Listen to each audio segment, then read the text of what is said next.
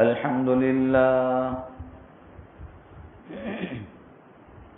الحمد لله نحمده ونستعينه ونستغفره ونؤمن به ونتوكل عليه ونعوذ بالله من شرور أنفسنا ومن سيئات أعمالنا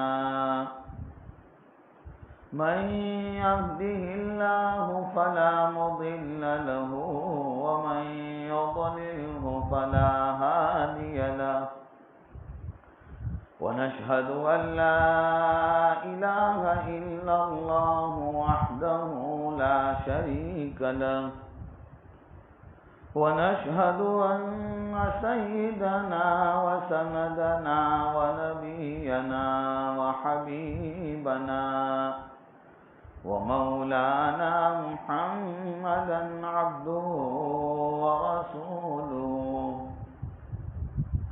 أما بعد فأعوذ بالله من الشيطان الرجيم بسم الله الرحمن الرحيم يا أيها الذين آمنوا توبوا إلى الله توبة نصوحا صدق الله العظيم اللهم صل على سيدنا محمد وعلى آل سيدنا محمد وبارك وسلم. حق تعالی جل شانہ نے اپنے ہی فضل و کرم سے رمضان المبارک کا مقدس مہینہ ہمیں عطا فرمایا. اب یہ اس مبارک مہینے کی کچھ ہی گھڑیاں، کچھ ہی لمحات، کچھ ہی دن باقی ہے. بہت ساری عبادتوں کے لیے اس مبارک مہینے میں ہمارے لیے کرنا آسان ہو گیا، لیکن یہ مہمان اور یہ مقدس مہینہ اب اپنے ہاتھوں سے رخصت ہو رہا ہے. اس مبارک مہینے کی یہ آخری جمعہ اور آخری ایام اور یہ مہینہ اپنے اختتام پر پہنچتا ایک بہت بڑا پیغام دیتا ہے کہ ہر چیز کی ایک انتہا ہوتی ہے. ابتدا سے شروع ہو کر انتہا پر جا کر وہ ختم ہو جاتی ہے. رمضان المبارک کا مقدس مہینہ پہلے چاند سے شروع ہو کر اب یہ اپنے اختتام پر پہنچ رہا ہے اور اللہ کے بندوں کو یہ پیغام دے رہا ہے کہ تمہاری زندگی بھی تمہاری ماں کی گود سے شروع ہو کر تمہاری زندگی کا بھی سورج ایک دن غروب ہو جائے گا. روزانہ صبح میں سورج نکلتا ہے، شام کے وقت غروب ہوتا ہے.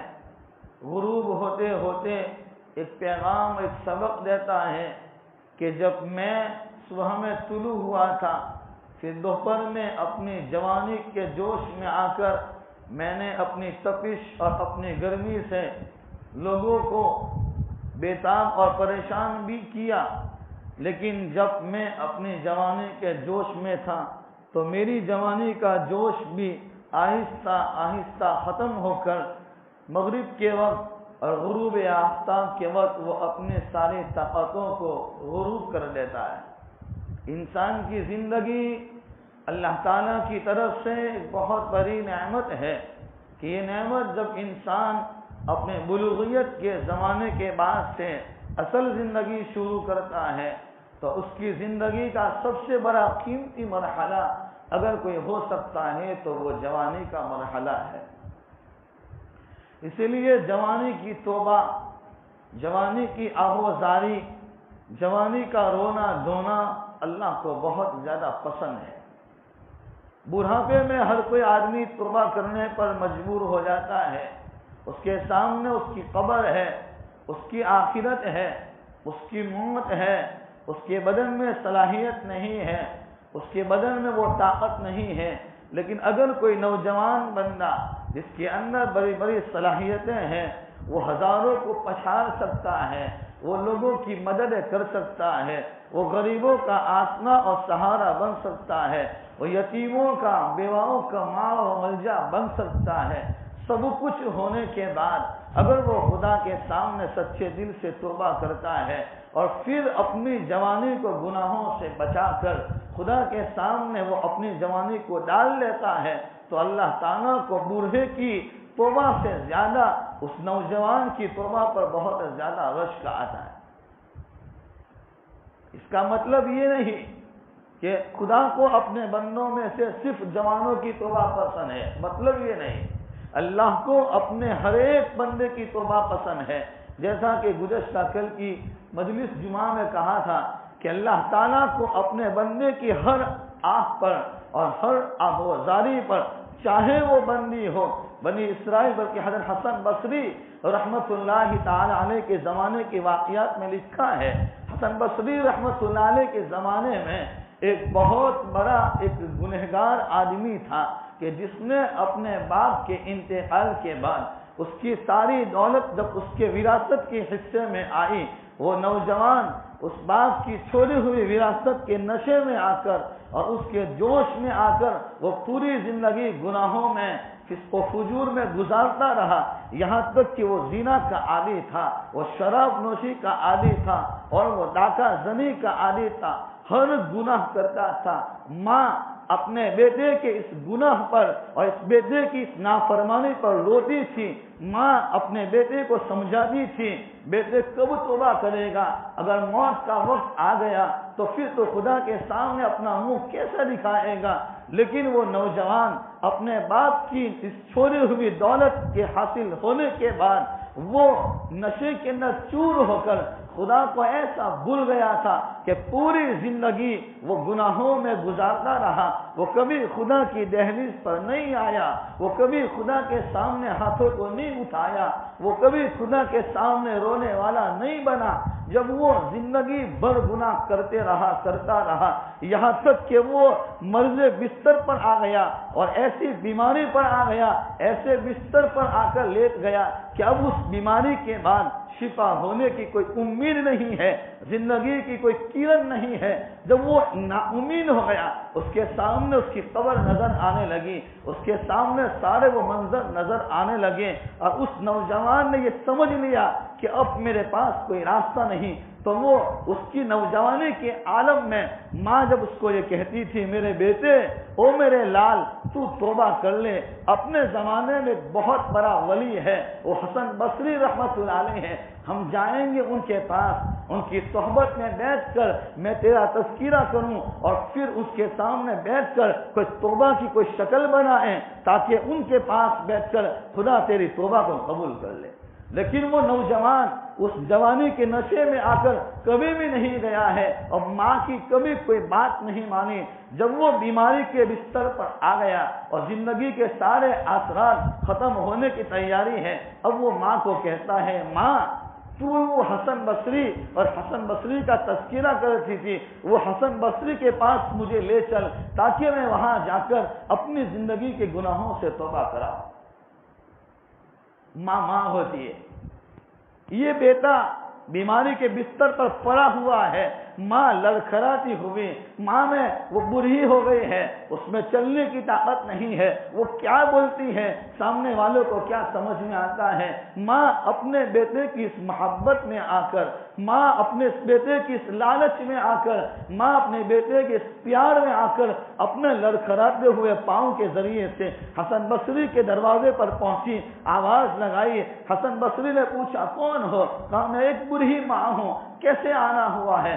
میرا بیٹا، جس بیٹے کے بارے میں آپ کے پاس آنا چاہتی تھی لیکن میرے بیٹے نے مجھے آنے نہیں دیا، آج میں آپ کے پاس آیا ہوں. میرا بیٹا مرنے کے قریب ہے، کاش کہ اگر آپ میرے بیٹے کے پاس آ جائیں، اور آپ کے آنے کی وجہ سے اگر میرے بیٹے کو توبہ نصیب ہو جائے تو میرے بیٹے کا کام بن گیا۔ حسن بصری رحمۃ اللہ علیہ کوئی حدیث کا سبق پڑھا رہے تھے، عذر کر دیا، منع کر دیا کہ نہیں ابھی نہیں آ سکتا۔ جیسے ہی وہ ماں نا امید ہو کر اور ایسے غمزدہ حالت میں اپنے بیٹے کے پاس آئی اور کہے بیٹا تو کیسا بدبخت ہے، کیسا نافرمان ہے کہ تیری توبہ کے لیے زمانے کا ولی بھی منع کرتا ہے۔ اب زندگی کے کوئی اثرات نہیں ہے، اب ادھر سے ایک راستہ تھا وہ بھی ختم ہو گیا۔ بیٹے نے اپنی ماں کو وصیت کی، ماں جب میرا انتقال ہو جائے نا تو میں تجھے 2 وصیت کرتا ہوں، اور یاد رکھنا میرے مرنے کے بعد اس 2 وصیت پر تجھے عمل کرنا پڑے گا۔ کہا کیا وصیت ہے؟ کہنے لگا بیٹا جب میرا انتقال ہو جائے میری ماں تو اپنے دوپٹے کے ذریعے سے میرے گلے کے اندر پھندا ڈال دینا، اور اس پھندے کے ذریعے سے میری ناش کو گلی کوچوں میں محلوں میں گھسیٹنا، اور لوگوں کو یہ بتلانا کہ جس نے اس کے ساتھ میرے ساتھ جو زنا میں مبتلا ہوا تھا، جو میرے ساتھ چوری اور داغا زنی میں مبتلا ہوا تھا، تو اگر وہ پوری زندگی توبہ نہیں کرتا ہے تو اس کا انجام یہ ہوتا ہے۔ دوسری وصیت کہ جب میرا انتقال ہو جائے تو مجھے کسی مسلمان کے قبرستان میں دفن مت کرنا، مجھے کسی الگ جگہ پر دفن کرنا، تاکہ اللہ کی طرف سے آنے والی لعنتیں اور اس کی طرف سے آنے والے عذاب میں اکیلا مبتلا ہوں، میرے ساتھ کوئی دوسرا مبتلا نہ ہو۔ اچھا ٹھیک ہے۔ حسن بصری رحمۃ اللہ علیہ کے پاس وہ ماں واپس گئی اور کہا میرے بیٹے کے بارے میں آپ کے پاس آئی تھی، لیکن وہ تو آج دنیا سے رخصت ہو گیا ہے، آپ چلیے، اگر آپ آئیں گے، اگر آپ نماز جنازہ پڑھائیں گے، ہو سکتا ہے آپ کی وجہ سے میرے بیٹے کی مغفرت ہو جائے۔ ماں اپنے بیٹے کی مغفرت کے لیے تڑپ رہی ہے، بےتاب ہو رہی ہے، پریشان ہو رہی ہے، لیکن حسن بصری رحمۃ اللہ علیہ نے منع کر دیا۔ جیسے ہی ماں واپس نا امید ہو کر گھر پہ آئی اور اس بیٹے کی تجہیز و تکفین اور کفن دفن کے لیے تیاری ہی کر رہی تھی کہ گھر پہ آ کر دستک دی، پوچھا کون؟ کہا حسن بصری۔ کہا کیسے آئے؟ اس بیٹے کے لیے آئے کہ میں رات کو سویا ہوا تھا، تھوڑی دیر میری آنکھ لگی کہ خدا نے میری طرف سے یہ پیغام بھیجا، اپنی طرف سے پیغام بھیجا میرے ولی کہ حسن تم میرے دوست کی نماز جنازہ پڑھانے سے کیوں انکار کرتے ہو؟ وہ تو برحق برا گنہگار تھا، وہ آپ کا ولی کیسے ہو سکتا ہے، وہ آپ کا دوست کیسے ہو سکتا ہے؟ اس نے سچے دل سے میرے سامنے صلح کر لی ہے، سچے دل سے اس نے توبہ کر لی تھی، جاؤ اور اس کی نماز جنازہ پڑھاؤ۔ وہ گئے، انہوں نے کفن پہنایا، غسل دیا اپنے ہاتھوں سے، حسن بصری رحمۃ اللہ علیہ نے اپنے ہاتھوں سے کفن پہنایا اور اس کو اپنے ہاتھوں سے قبر میں اتارا، اس کی نماز جنازہ پڑھائی۔ میں اس واقعے کے ذریعے سے بتانا چاہتا ہوں کہ ایک بیٹے کی مغفرت کے لیے کہ میرا بیٹا کیسے یہ جہنم کی آگ سے بچ جائے، کیسے وہ خدا کی مغفرت کا وہ حقدار بن جائے، کیسے میرا مالک میرے بیٹے کو معاف کر دے، ایک ماں اپنے بیٹے کی مغفرت کے لیے اور اس کو بچانے کے لیے مارے پھرتی ہے۔ جو رب 70 ماہوں سے زیادہ پیار کرنے والا ہے، جس رب نے مجھے اور آپ کو یہ رمضان کا مہینہ دیا ہے، خدا بھی یہی چاہتا ہے میرا بندہ تو کب تک غفلت والی زندگی گزارتا رہے گا؟ میں نے تیرے سامنے رحمت والا عشرہ رکھا تھا، میں نے تیرے سامنے مغفرت کا عشرہ رکھا تھا، میں نے تیرے سامنے جہنم کی آگ سے آزادی کا عشرہ رکھا تھا۔ آجا، یہ سارے عشرے تو بہانے ہیں، اور اس لیے ہے کہ تو آجا میری دہلیز پر اور میری چوکھٹ پر اور اپنی عاجزی کا، اپنی انکساری کا اظہار کر۔ جب تو اپنے زبان سے تو میرا نام لے گا، تجھے اپنی زبان سے میرا نام لینے میں دیر ہو سکتی ہے، ہاتھوں کو اٹھانے میں دیر ہو سکتی ہے، لیکن میں تیری توبہ کے قبول کرنے میں مجھے دیر نہیں ہو سکتی۔ مبارک مہینہ ملا، جو مبارک مہینے کی جس نے قدر کی ہے اس کو حق تعالیٰ کے سامنے اس کا شکر ادا کرنا چاہیے. یقیناً جس طریقے سے اس مہینے کی قدردانی کرنا ہے ویسا تو کوئی نہیں کر سکتا. کون کر سکتا ہے؟ لیکن جس نے جو بھی اعمال کیے ہیں اس اعمال کی قبولیت کے لیے اللہ سے مانگے. اور اعمال ویسے نہیں ہو سکے ہیں، کوتاہی ہوئی ہے، ہر آدمی قصوروار ہے. بولنے والے سننے والے ہم سب قصوروار ہیں. اس قصوروں پر خدا سے معافی مانگے کہ اللہ ہمیں معاف کر دے. تو جو آدمی سچے دل سے توبہ کرتا ہے، خدا کے سامنے معافی مانگتا ہے، تو اس آدمی کی توبہ کو اللہ قبول کر لیتا ہے، اس کے لیے مغفرت کا اعلان ہو جاتا ہے. تو اگر کوئی آدمی 5 نمازوں کے بعد خدا کے سامنے ہاتھ اٹھا کر اپنی زندگی میں معافی مانگتا ہے، اسی لیے جوانوں کی جوانی کی قدر اللہ کے یہاں بہت ہے. جوانی کہیں بھی ضائع ہو جائے گی، برباد ہو جائے گی. جوانی کو جوانی اس لیے تو کہتے ہیں کہ وہ جانے والی ہے. جوانی سے رہوانی نتی.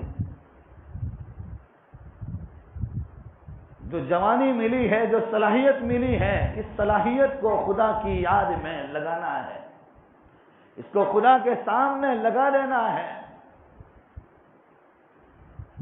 کہ اللہ تعالیٰ نے جو زندگی دی ہے، رمضان کا مہینہ جو ملا، روزے رکھے، تراویح پڑھی، صدقات دیے، زکوٰۃ ادا کی، جتنے اعمال کیے ہیں وہ اعمال ہمارے ویسے نہیں ہیں کہ ہم خدا کے سامنے اس اعمال کو پیش کر سکیں. خواجہ عثمان خیرآبادی رحمۃ اللہ علیہ کی ایک دکان تھی، سبزی وغیرہ کی کوئی دکان تھی. جب ان کے پاس کوئی گاہک لینے کے لیے آتا تھا تو چھوٹے سکے لے کر آتا تھا. کھوتی نوٹ، پھٹی ہوئی نوٹ. اور پھر وہ جب لے لیتے تھے، مال گاہک کو دے دیتے تھے، وہ چلا جاتا تھا. گاہک یہ سمجھتا تھا کہ ان بڑے میاں کو کچھ پتہ ہی نہیں، ہم نے ان کو بنا دیا. لیکن وہ جب چلا جاتا تھا گاہک تو وہ کہتے تھے، خدا مجھے معلوم ہے کہ تیرے اس بندے نے میرے پاس کھوتے سکہ لے کر آیا ہے، کھوتی نوٹ لے کر آیا ہے، پھٹی ہوئی نوٹ لے کر آیا ہے. وہ چاہے یوں سمجھتا ہے کہ بڑے میاں نے دیکھا نہیں، لیکن میں دیکھا ہوں. لیکن میں نے اس لیے قبول کیا ہوں کہ اگر میں تیرے بندوں کے اس چھوٹے سکے کو اور کھوتی نوٹ کو، پھٹی ہوئی نوٹوں کو قبول کر لیتا ہوں، خدا تو بھی میرے اعمال جو کھوتے ہیں، جو ریاکاری والے ہیں، اس اعمال کو قبول کر لے. وہ اللہ کے سامنے اس طریقے سے مانگتے ہیں. تو یہ آخری عشرہ بہت بڑا قیمتی ہے. یہ اپنے اختتام پر پہنچ رہا ہے. ایک ایک سیکنڈ قیمتی ہے. زیادہ سے زیادہ استغفار کا اہتمام ہو، دعاؤں کا اہتمام ہو. دعا جب آدمی اللہ سے مانگتا ہے اس کے رونگٹے کھڑے ہو جانے چاہیے. دنیا کے اندر، دنیا کے آدمیوں کے پیچھے، مالدار کے پاس آدمی مانگنے جاتا ہے تو اس کی منت سماجت کرتا ہے، اس کی تعریف کرتا ہے، اس کو پھلاتا ہے. اور اس کو پھلانے کے بعد، اس کی تعریف کرنے کے بعد یہ ممکن نہیں کہ وہ ملے گا. ہو سکتا ہے ضرورت پوری بھی ہو سکتا ہے وہ منع کر دے کہ بھائی میرے پاس ابھی ہے ہی نہیں. یہاں تو یہ دہلیز، یہ چوکھٹ ایسی ہے کہ یہاں تو جتنی بھی دعائیں مانگی جائیں گی وہ ساری دعائیں کبھی رد نہیں جائیں. اسی لیے تو ہماری تو کوئی دعا بیکار نہیں ہے. مومنین کے دونوں ہاتھوں میں لڈو ہے. دعا قبول ہوئی تب بھی لڈو، اور دعا قبول نہ ہوئی تب بھی لڈو. جیسے روایت میں ہے.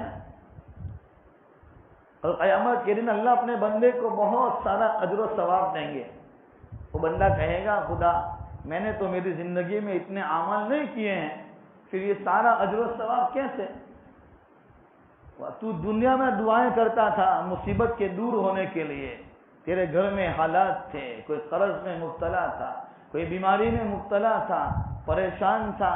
تو دعائیں کرتے کرتے تھک گیا تھا، لیکن تیری بیماری دور نہیں ہوئی، تیرے گھر کے حالات دور نہیں ہوئے تھے، تیرا قرض پوری زندگی رہا، دور نہیں ہوا. تو دعائیں کرتا تھا، کبھی خود کرتا تھا، کبھی دوسروں کے پاس جا کے کرواتا تھا. اور تو نے اپنی زندگی میں دیکھا کہ کوئی دعا کی قبولیت کے آثار ظاہر نہیں ہوئے. میں نے وہ تیری دعائیں یہاں جمع کر لی ہے. اسی لیے آتا ہے کہ بندے کی دعا پر، ایمان والوں کی دعا پر اس کو 3 چیزوں میں سے کوئی ایک چیز ضرور ملتی ہے. یا تو وہ چیز جو اس نے مانگا ہے وہ اس کو مل گیا. لیکن یہ بھی عجیب اللہ تعالیٰ کا کرم ہے کہ جب بندہ اللہ کے سامنے ہاتھ اٹھا کر دعائیں مانگتا ہے تو اگر وہ آخرت کے بارے میں سوال کرتا ہے تو اللہ تعالیٰ اس کی آخرت کے بارے میں اس کو دے دیتے ہیں، اور دنیا کے بارے میں کوئی چیز مانگتا ہے تو اللہ بندے کی مصلحت کو دیکھتا ہے کہ کبھی ہم نے کوئی زبان سے ایسی چیز مانگ لی جو ہمارے لیے بہتر نہیں تھی اور ہم نے مانگ لی اپنی نادانی میں، اپنی غفلت میں. تو کبھی آدمی دعا مانگتا ہے تو دعا مانگنے پر وہ چیز مل جاتی ہے. دوسرا نمبر، کبھی دعا مانگی تو وہ چیز بھی نہیں ملی اور ذخیرہ بھی جمع نہیں ہوا، لیکن اس کے بدلے میں کوئی آنے والی بڑی مصیبت تھی، بڑی بیماری تھی. اسی لیے کبھی اللہ تعالیٰ اپنے بندوں پر چھوٹی مصیبت ڈال کر اس کو بڑی مصیبت سے اس کو بچا لیتے ہیں. تو کبھی ایسا بھی ہوتا ہے. اور تیسرے نمبر پر نہ دعا قبول ہوئی، نہ بیماری دور ہوئی، نہ مصیبت دور ہوئی، پوری زندگی روتا رہا، کچھ حالات اچھے بنے نہیں، لیکن اللہ تعالیٰ نے اس بندے کی دعا پر جو ثواب دیا تھا وہ اس کے لیے ذخیرہ بنا کر رکھ دیا. اب اس کو آخرت میں ملے گا. اور جب خدا اپنے بندے کو کل قیامت کے دن سارا اجر و ثواب دے گا تو وہ کہے گا اللہ کاش کہ دنیا میں میری ایک بھی دعا قبول نہیں ہوتی. تو ہمارے تو دونوں ہاتھوں میں لڈو ہے، قبول ہو جائے تب بھی اور نہ قبول ہو تب بھی. اب ہمیں دیکھنا ہے کہ ہم کتنی دعائیں مانگتے ہیں. الدعاء هو العبادہ، جیسے گزشتہ جمعہ کو بتایا تھا کہ دعا تو عین عبادت ہے. اب دعا میں آدمی دعا مانگتا ہے اپنی عاجزی، اپنی انکساری کو سامنے رکھ کر جب خدا کے سامنے اس کا تعلق مضبوط ہو جاتا ہے. اسی لیے دوسروں کے پاس جب آدمی جاتا ہے ضرورت کے لیے تو اس کی تعریف کرتا ہے. اسی لیے فرمایا دعاؤں میں سب سے پہلے خدا کی تعریف بیان کرو. اللہ کو اپنی تعریف بہت پسند ہے، اپنی تعریف. تو آدمی دعا میں اللہ کی تعریف بیان کرے، پھر آگے درود پڑھے اور پھر آگے چل کر اپنے سوالات. اسی لیے سورہ فاتحہ یہ گویا کہ ایک دعا ہے جو آدمی جب سورۃ الفاتحہ نماز میں پڑھتا ہے الحمدللہ رب العالمین تو اللہ کی طرف سے اعلان ہوتا ہے حمیدنی عبدی، میرے بندے نے میری تعریف بیان کی، میرے بندے نے میری بزرگی بیان کی. اور پھر ایاک نعبد و ایاک نستعین پر پہنچتا ہے تو پھر گویا کہ وہ اللہ تعالیٰ سے اپنی مدد کو طلب کرتا ہے. بعد میں جا کر وہ اپنا سوال کرتا ہے. دعا کرنے کا طریقہ بھی خدا نے سکھایا. اسی لیے غافل بیٹھنے والوں کی اور غفلت میں رہنے والوں کی دعا خدا قبول نہیں کرتا. تو یہ جہنم کی آگ سے آزادی کا آخری اشرا ہے. زیادہ سے زیادہ توبہ کا اہتمام ہو.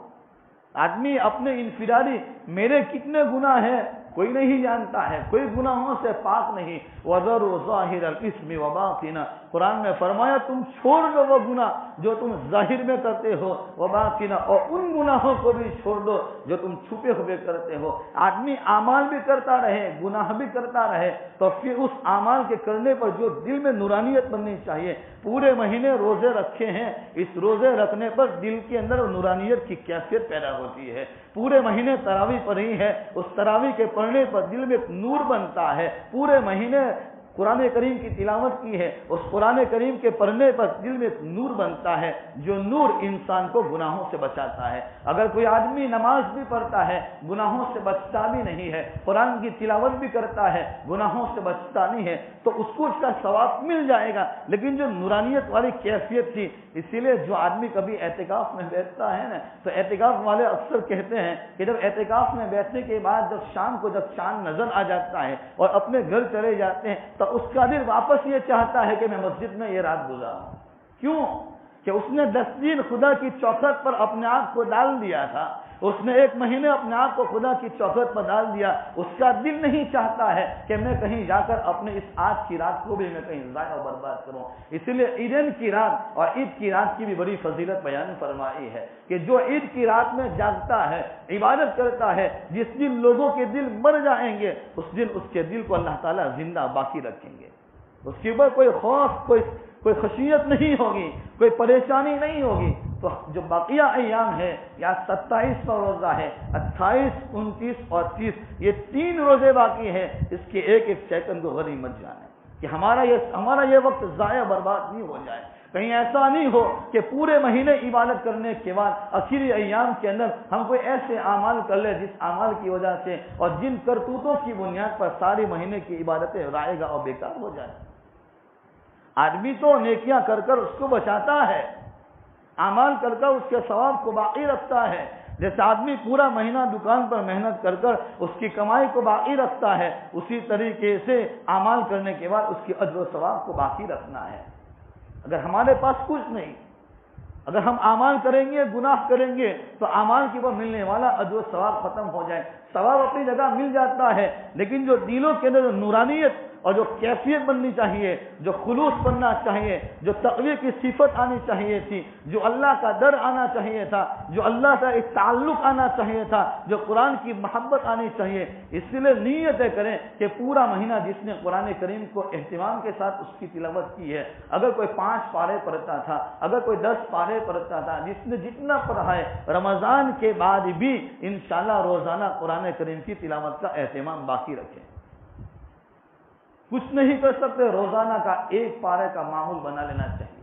رمضان میں تو ماحول ایسا ہوتا ہے, اللہ کی طرف سے برکتوں کا ماحول ہوتا ہے, تو سب کے لیے آسانی ہو جاتی ہے. لیکن یہ پہلے سے یہ پلان بنانا چاہیے, یہ پروگرام بنانا چاہیے کہ رمضان میں یہ اتنے پارے پڑھتا تھا, انشاءاللہ رمضان کے بعد بھی میں روزانہ کا کم سے کم 1 پارا قرآن کی تلاوت کروں.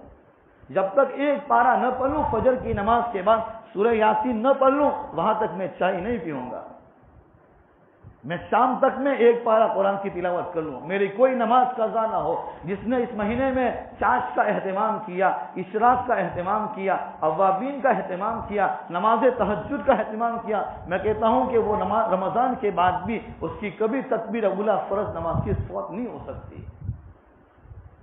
رمضان میں سب کے لیے تہجد کا پڑھنا آسان ہو جاتا ہے. جو رمضان میں تہجد کا اہتمام کرتا ہے تو رمضان کے بعد اس کو فرائض پر قدرت اور طاقت مل جاتی ہے, اس کی طبیعت اس حساب سے بن جاتی ہے, اور اللہ تعالیٰ بنا لیتے ہیں. جو بننا چاہتا ہے تو اللہ اس کو بنا دیتے ہیں. بس اللہ کے یہاں تو بننے کی طلب چاہیے. جیسے وہ چھوٹا بچہ روتا ہے, بل بلاتا ہے, تو جب وہ بل بلاتا ہے, جب وہ روتا ہے, تو ماں کو سمجھ میں آ جاتا ہے. ماں سمجھ جاتی ہے کہ بچے کو دودھ چاہیے. ماں اپنے سینے سے اور اپنی چھاتی سے لگا کر اپنا دودھ اس کو پلا لیتی ہے. اسی طریقے سے اللہ تعالیٰ اپنے بندے کی طلب کو, اس کی بے قراری کو, اس کی بے چینی کو دیکھنا چاہتا ہے کہ میرا بندہ میرے سامنے آ کر اور میری دہلیز پر آ کر اپنی بے قراری کا اظہار کرے, اپنی بے قراری کی کیفیت کو بیان کرے. اگر راستے میں کوئی آدمی گر جاتا ہے, وہ ایسے ہی وہ گر کر واپس کھڑا ہو کر چلا جاتا ہے, تو کوئی اس کے پاس کھڑا نہیں رہتا.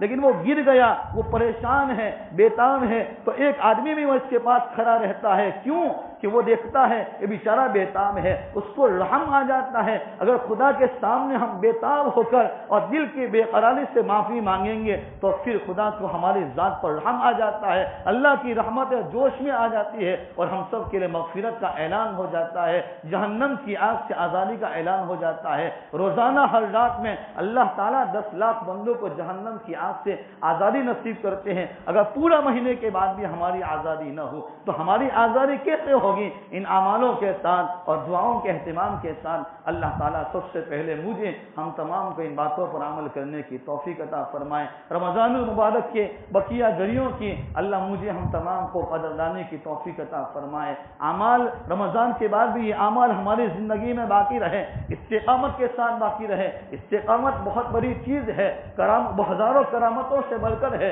علامہ سیدی سعدی رحمۃ اللہ علیہ کسی جگہ جا رہے تھے اور کسی درخت کے نیچے تھوڑی دیر کے لیتے ہوئے تھے, تو غیب سے آواز آئی, سیدی سعدی میرے جیسے بن جا. وہ درخت میں سے آواز آئی تھی, تو انہوں نے اپنی آنکھوں کو کھول کر کہا درخت کیسے تیرے جیسا بن جاؤں؟ تو درخت نے کہا کہ میں جیسا بھی اپنے تنوں کو زمین کے اندر لگایا ہوا ہوں اور اپنے آپ کو زمین پر جمایا ہوا ہوں. تو پھر سیدی سعدی رحمۃ اللہ علیہ نے کہا, درخت سے کہا مخاطب ہو کر, اے درخت اگر تیرے اندر یہ صفت ہے تو پھر لوگ تجھے جلاتے کیوں ہیں؟ تیرے لقدے کو آگ میں جلاتے کیوں ہیں؟ تو انہوں نے کہا بات تو صحیح ہے کہ میں اپنے آپ کو اندر میں سمایا ہوا ہوں، لیکن ہوا کا جھونکا آتا ہے، میں کبھی اس طرف ہل جاتا ہوں، کبھی اس طرف ہل جاتا ہوں۔ تو انہوں نے درخت نے یہ جواب دیا اور یہ پیغام لیا ہے سری سے عطی رحمۃ اللہ علیہ کو، اور ان کے ذریعے سے ہمیں یہ پیغام دیا، حالات کتنے بھی زیادہ سنگین آ جائے، کتنے بھی زیادہ خطرناک آ جائے، لیکن اگر ہمارا ایمان مضبوط ہو، ہم اعمال میں مضبوط ہو، ابھی جو حالات چلتے ہیں نوجوان کہتے ہیں موسم اجازت دے دو کہ ایک آدھ دو کو ختم کر دیں، بھائی یہ ختم کرنے کی بات نہیں ہے، ہمیں سب سے پہلے اعمال پر آنا ہے، ہمیں نمازوں کا اہتمام کرنا ہے۔ اگر ہم اپنے مقام پر رہ کر، اپنے گھروں پر رہ کر اگر نمازوں کا اہتمام کریں گے اور نمازوں کو پابندی کے ساتھ، خشوع اور خضوع کے ساتھ جس طریقے سے خدا چاہتا ہے اس اعتبار سے نمازوں کو پڑھیں گے تو پھر اللہ تعالی ہمارے لیے سارے آسان کر دیں گے۔